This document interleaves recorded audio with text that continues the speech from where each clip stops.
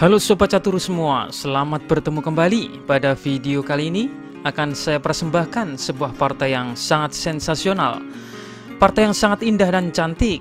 Partai ini terjadi kala Ramesh Babu Pragnananda bertemu dengan Richard Repot di event US Chess Master tahun 2025. Sampai-sampai legenda catur Garry Kasparov mengomentari partai ini bahwa permainan ini luar biasa dan mengingatkan pada beberapa permainan lamanya. Oke, langsung saja kita lihat partainya. Prak yang memegang putih memulai permainan dengan pion D4. Dibalas Richard Repot kuda F6, C4, dan G6. Prak F3, Richard Repot bermain gajah G7. E4, lihat betapa putih superior di tengah dengan trio pionnya. Di sini hitam hanya membalas D6. Meskipun terlihat pasif, hitam di sini masih baik-baik saja karena belum ada ancaman yang berarti dari putih. Kuda C3, rokade, gajah E2. Sekarang banyak cara dari hitam untuk melanjutkan permainan seperti E5, C5.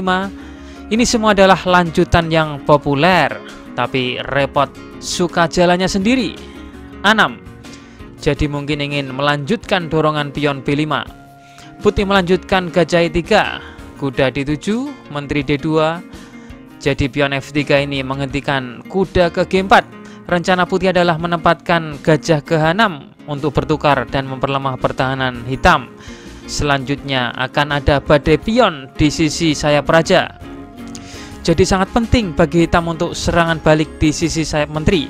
Karena itulah hitam memainkan B5 dan Richard Repot melakukannya segera meskipun harus mengorbankan satu pion. Sangat menarik. Prak sama sekali tidak terpengaruh. Ia mulai tetap menggempur di sayap raja dengan memainkan H4. Repot memenahan dengan H5, rokade panjang, E5, D5. Prak mengunci tengah dengan harapan ia fokus pendobrakan di sayap raja dengan dorongan G4. Repot menyadari bahwa ia harus melakukan serangan balik, jadi ia memainkan kuda B6, menyerang pion. Prak sadar ini ancaman, segera ia menukar gajah dengan kuda. Setelah pion merebut, pion makan pion, pion makan, membuka file A. Raja B1 dan B4, menyerang kuda. Kuda melompat ke B5. Sekarang apa yang harus hitam melakukan? Jika sekarang hitam bermain B3 dengan maksud menggugurkan pion dengan kompensasi double pion lawan, tentu saja putih tidak mau menerima. Ia tetap memainkan A3 dengan tujuan agar menjaga file A tetap tertutup. Dan jika gajah A6, maka simpel saja kuda C1 membuka gajah yang melindungi kuda sambil kuda mengancam pion. Putih tetap mengendalikan permainan. Oke, kita kembali. Di posisi ini Richard Repot secara tidak terduga memainkan langkah yang benar-benar brilian. Kuda makan pion D5. Ini mengingatkan beberapa permainan Kasparov yang mana dengan cara yang sama dia memecah pusat saat memegang Kings Indian untuk memperoleh kompensasi jangka panjang. Ini ide yang luar biasa. Bagaimana sekarang jika menteri mengambil kuda? Maka ini adalah serangan balik yang mudah untuk hitam. Gajah E6 setelah menteri makan pion. Dan ini serangan balik yang mengancam. Jika raja D2, maka hitam akan mendapatkan menteri. Atau apabila putih menutupnya dengan kuda, maka menghancurkan. Oke, kita kembali ke permainan. Di partai aslinya, Prak memainkan pion makan kuda. Dan Richard Repot memanfaatkan diagonal yang barusan terbuka dengan gajah F5, skak, dan raja masuk ke sudut. Benteng A4, kuda C1, menteri D7, gajah C4, benteng C8, menyerang gajah. Kita lihat sepasang benteng hitam sekarang dalam posisi aktif bermain, bandingkan dengan sepasang benteng putih yang pasif. Sekarang apabila putih membackup dengan pion B3, maka ada langkah E4 yang menjadikan sepasang gajah hitam menggila. Raja putih dalam kesulitan besar. Oke, di partai aslinya putih memainkan menteri E2, membackup gajah. E4 membuka diagonal. Sekarang jika pion makan pion F3, maka gajah G4. Di sini Prak melanjutkan gajah B3.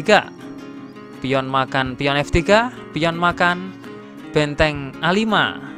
Kuda putih yang terancam ini dalam posisi rentan. Gajah C4, gajah C2, langkah yang sangat bagus. Sekarang jika menteri makan, maka menteri hitam akan mendapatkan kuda. Gajah makan, benteng balik mendapatkan menteri misalkan. Putih mendapatkan posisi yang sangat buruk. Karena itulah di sini Prak bermain benteng D2, memperkuat baris kedua, mengancam gajah dan menambah kawalan ke pion B2. Gajah A4, sebuah pantulan gajah yang bagus. Kuda D4, benteng C5, sepasang benteng yang menekan kuda putih C1. C6, putih berusaha meredakan tekanan dengan melakukan pertukaran. Richard Tripod menyetujui pertukaran. Di sini Prak membiarkan gajah dan lebih memilih mengincar benteng hitam karena merasa sepasang benteng hitam memiliki tekanan yang kuat. Benteng makan gajah. Menteri merebut kembali. Gajah B5, menteri E4, gajah C4. Sepasang gajah hitam memiliki ancaman yang nyata. Benteng C2 menyerang gajah. Tapi ini kemudian datang pion B5 yang memperkuat gajah. Kuda C1, benteng E8 mengancam menteri. Menteri ke F4 dan menteri ke A7. Ancaman berbahaya. Sekarang jika raja B1 misalnya, maka gajah makan pion A2. Kuda makan B3, ancaman mematikan. Oke, kita kembali ke permainan. Di sini putih memutuskan benteng makan gajah, menyerahkan kualitas untuk mengurangi tekanan. Pion pukul, menteri pukul. Materi sekarang seimbang, tetapi perwira hitam lebih efektif. Gajah menguasai diagonal panjang, dan ini garis paling sensitif. Dan ini adalah langkah yang luar biasa dari Richard Tripod. Dapatkah sobat semua menemukan apa langkah terbaik hitam di sini? B3 dengan tema membuka garis untuk menyerang lawan, memaksimalkan kekuatan dan potensi yang ada. Hitam melemparkan pion ini ke dalam api. Sekarang jika menteri makan, maka benteng B8, gajah dan benteng bertemu di petak B2. Dan jika kuda makan, maka menteri harus menjauh dari pion B2 dan akan jatuh ke tangan hitam. Oke, kita kembali. Di sini Prak memainkan benteng D1. Pion makan pion A2, menteri mengambil, menteri F2. Materi masih berimbang, tapi pion-pion putih terlihat sangat lemah karena tercerai-berai tidak terhubung satu sama lain. Menteri B3, benteng E3. Di posisi ini Pragnananda menyerah. Mengapa menyerah? Oke, mari kita analisa. Jika kuda D3, maka menteri makan pion. Satu persatu pion putih akan dimakan habis. Dan hitam memiliki pion bebas H yang akan sulit dibendung.